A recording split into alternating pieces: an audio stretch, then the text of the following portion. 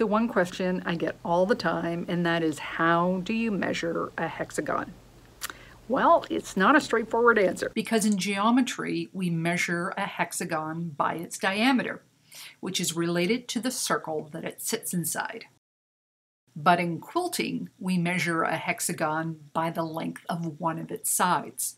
The good news is it's not that difficult to convert one to the other.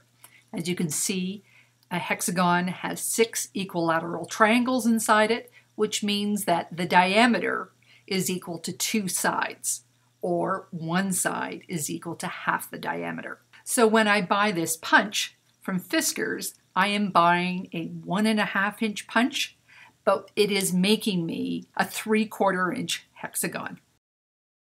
So I hope that clarifies hexagons for you.